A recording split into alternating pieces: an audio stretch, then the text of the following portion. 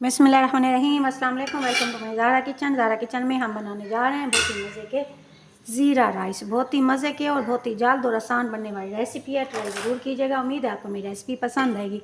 ये है मेरे पास आधी प्याली घी। इसमें हमने डाला है ज़ीरा। ज़ीरा क्रश करके डालना है। 2 चम्मच हम इसमें ज़ीरा शामिल कर चुके हैं। जैसे ये कर आएगा हम इसमें शामिल करेंगे अपनी ज़ीरे की प्यारी सी खुशबू आना शुरू हो चुकी है। इस स्टेज पे डालूंगी। ये है मेरे पास चावल तकरीबन 1 किलो, जिसे हमने नमक डालकर अच्छा सा उबाल लिया है। चावल को ओवर कुक नहीं करना, बल्कि एक कन्नी रह जाए तो फिर चावल को हम निकाल लेंगे। चावल शामिल करने के बाद हम इसे करेंगे अच्छा सा मिक्स। बहुत ही जल्दी, बहुत ही आसान बनने वाली रेसिपी है। ट्राई ज़रूर कीजिएगा। मेरे चैनल को लाइक शेयर और सब्सक्राइब ज़रूर कीजिएगा ताकि तमाम आने वाली डिश आप तक बआसानी पहुंच सकें। ये देखिए, इसे हम जल्दी मिक्स करेंगे। ये हो चुके हैं अच्छे से मिक्स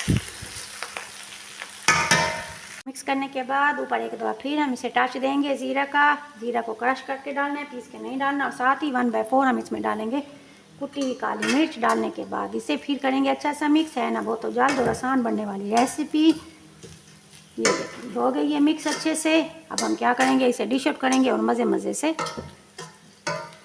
पेश करेंगे अपने मेहमानों को, बच्चों को। लीजिए जनाब, आप करते हैं इसे डिश आउट। साइडों से निकालेंगे। निकालने के बाद इसे डिश आउट करेंगे। रेसिपी के एंड तक रहिए हमारे साथ, क्योंकि अभी भी एक मैजिक बाकी है जो हम एंड में आपके साथ शेयर करेंगे।